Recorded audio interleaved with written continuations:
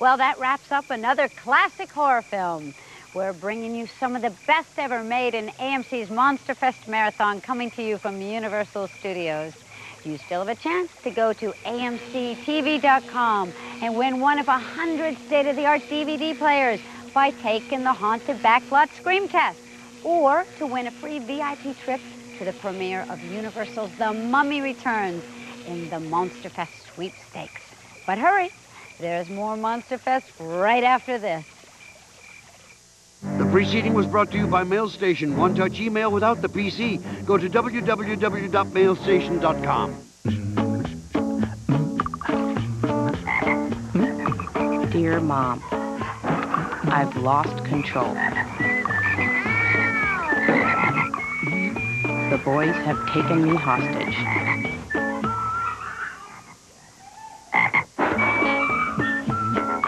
Help. Now. Mailstation. Email without the PC. By Sidco. Don't go anywhere. There's more monsters dying to meet you. On AMC's Monster Fest, the classics come alive. Coming up next on AMC's Monster Fest, Todd Browning's original version of the vampire classic Dracula gets a transfusion of fresh blood with a specially composed musical score by world-renowned composer Phillip. Performed by the Kronos Quartet, the new music makes this masterpiece of terror, starring Bela Lugosi, even more chilling than ever before. Dracula is next on AMC's Monster Fest. The classics come alive. For years, they have been resting silently in peace. Only this October, the most famous monsters of all time aren't resting so peacefully. AMC's Monster Fest, the classics come alive. This October, no matter where you look, something will be looking back. Log on to AMCTV.com now and find yourself tangled in our web. I bid you welcome. It's AMC's Monster Fest Online, a bright site dedicated to Universal Studios classic movies that will make you scream with excitement. Dare creep onto AMCTV.com and you could win one of 100 DVD players or a luxurious 4-day trip for two to the world premiere of next summer's hottest movie, The Mummy Returns. Others won't be so lucky. And while you're there, creep around our haunted backlot and unearth buried goodies from the darkened vaults of Universal Studios. There's a souvenir for you. But the biggest thrills are yet to come. Alive.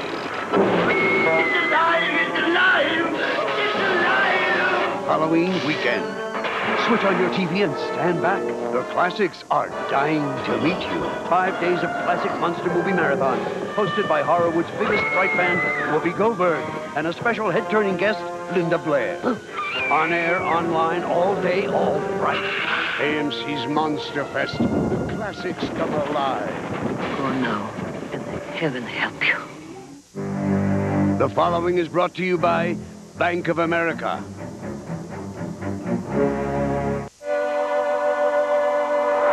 Are you ready? What if your kid gets into Harvard? What if your mom needs long-term care? What if both happen at the same time? Scudder Investments can help. To contact us or your financial advisor. What if? Be ready.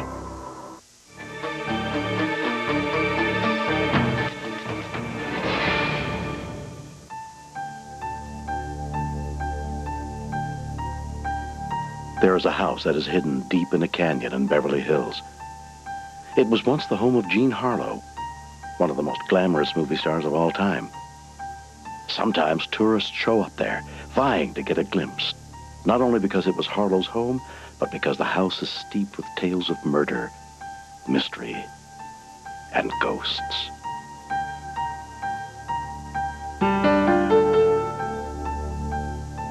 It's awful to say that a house is haunted or has bad vibrations, because it's only a building, you know, sticks, stones. And yet some houses, it's marked all over them. And this house was one. A ghost or spirit remains If, in fact, there is some unfinished business, something incomplete, if the death has been traumatic, tragic, sudden, unexpected, or if they are holding on to something here that they have not yet been taught to let go of.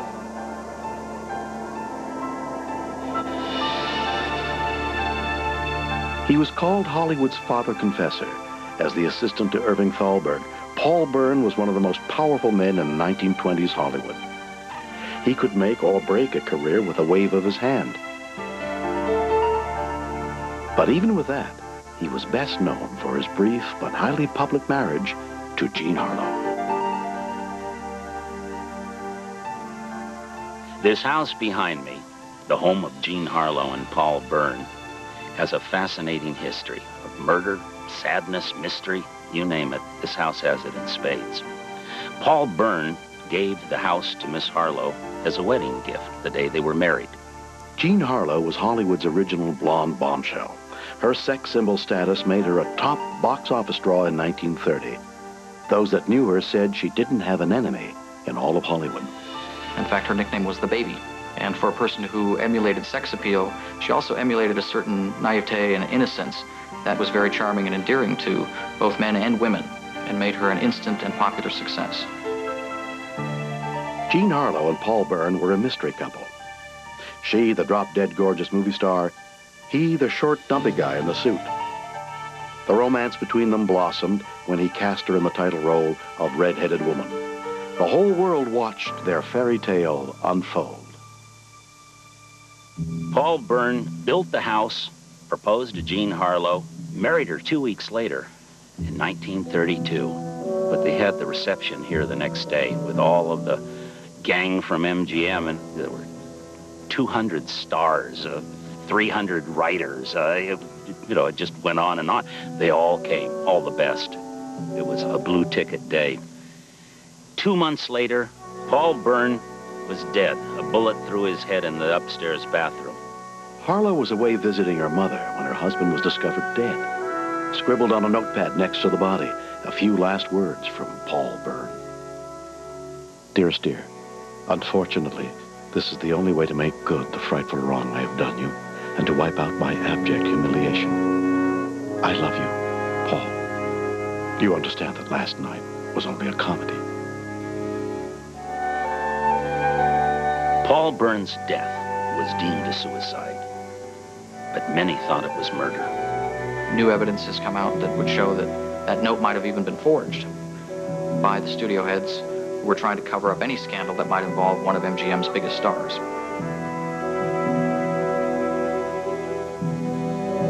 Jean Harlow moved out of her doomed honeymoon cottage, and a short time later, she too met with her own untimely death from liver failure at the young age of 26. But the creepy house in the canyon and the curse that was in it lived on. So many weird things have happened on this property. A house can be sold 11, 13, 17 times. I think people who buy a house should know what its history is and not just walk into it without knowing that maybe something went on there. Paul Byrne's death was not the last tragedy to play out in the house. Byrne was often referred to as a haunted man, and many believe his legacy lives on in his haunted house. In the years that followed, there were other deaths. A man in the guest quarters put an end to his life. A maid rumored to have hung herself. And then J. Sebring. Enter J. Sebring. He was known as the hairstylist to the stars, a bon vivant, and a bachelor about town. It was Sebring who was the model for the Warren Beatty character in the 1970s film Shampoo. Sebring bought the Harlow Byrne house in 1965 and was said to be intrigued with its legacy of death. J. Sebring's girlfriend in the 1960s was a very beautiful, beautiful actress, Sharon Tate. When J. Sebring would go away on business, often Sharon Tate would stay there in the house. One night, while waiting for J. Sebring, she saw an apparition. She couldn't believe her eyes. She thought it was Paul Byrne. She'd heard about him. She knew about him. She'd seen pictures of him. In her nervous state, she went to fix herself a drink, and there she saw something that made her blood turn cold. The vision was of J. Sebring tied to a wooden post, his throat slashed from ear to ear. She was terrified. Sharon Tate recounted her strange story to writer Dick Kleiner, who was intrigued by the ghostly tale and wrote about it in his nationally syndicated column. It was all very strange. She was literally terrified. It was one of the strangest stories I'd ever heard in all my years of listening to psychic experiences. Only a few short years later, both Sharon Tate and Jay Sebring were victims in the infamous Manson family murders. Ironically, Sebring was found tied to a wooden post, just as Tate had envisioned it that weird night in the Harlow burn house. Now, the question is, what does that all mean? It means that she had a premonition. Was that premonition meant as a warning? If she had acted on it somehow, could she have prevented that terrible tragedy from happening? Or, in fact, was it a premonition, which often happens, of events that are destined?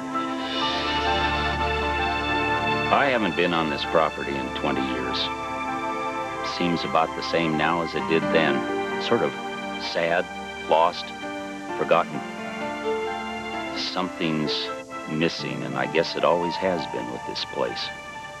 Gives me the willies.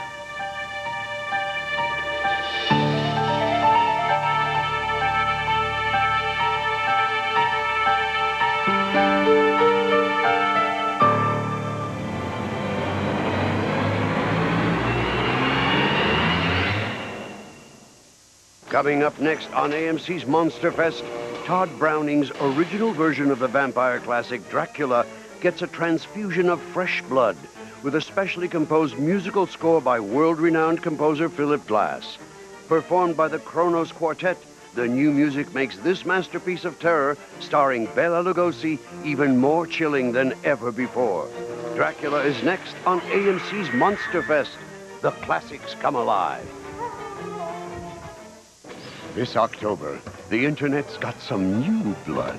AMC's Monster Fest. The classics come alive online.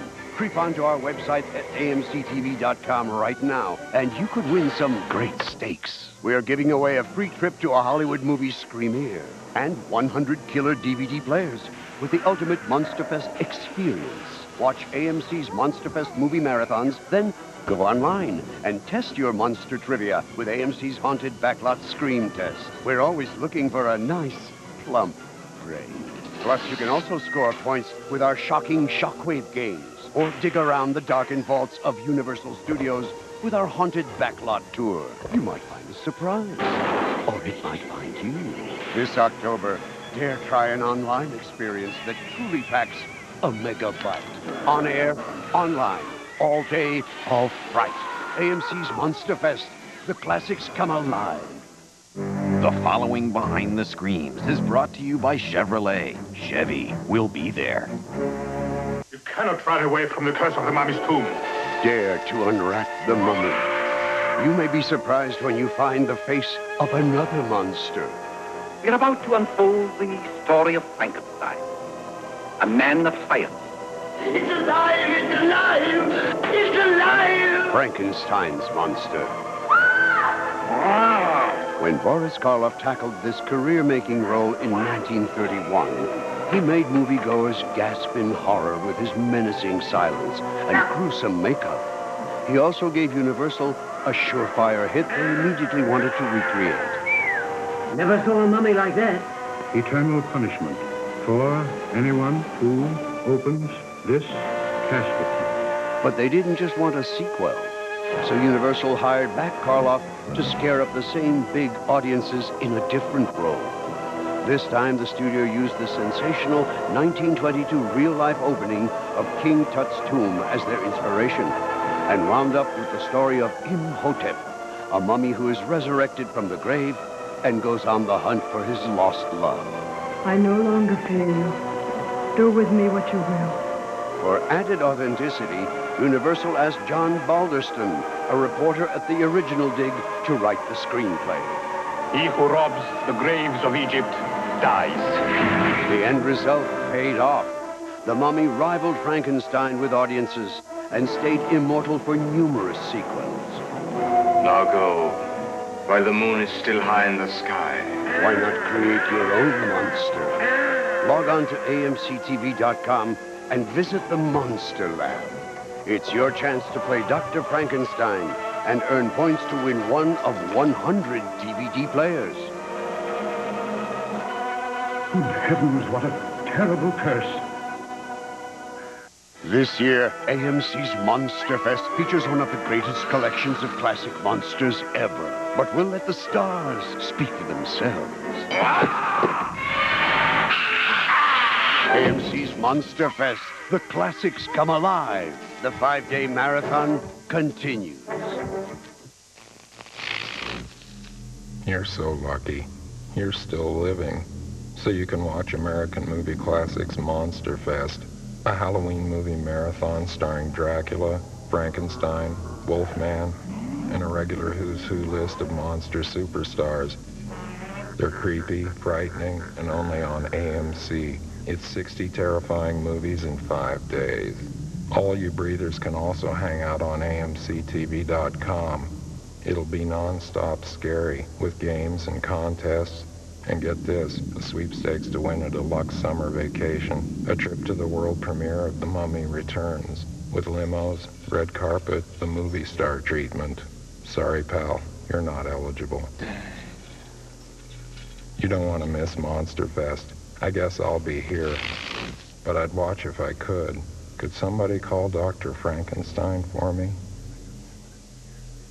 Coming up next on AMC's Monster Fest, Todd Browning's original version of the vampire classic Dracula gets a transfusion of fresh blood with a specially composed musical score by world-renowned composer Phillip.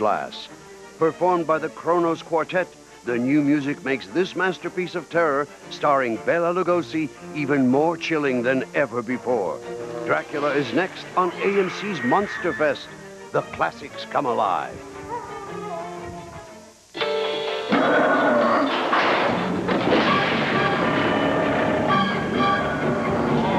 I bid you welcome. AMC's Monster Fest. The classics come alive. Welcome back to AMC's Monster Fest. Did you ever notice something strange about the movie Dracula? I mean, other than the guy sucking people's blood? There's no music after the titles.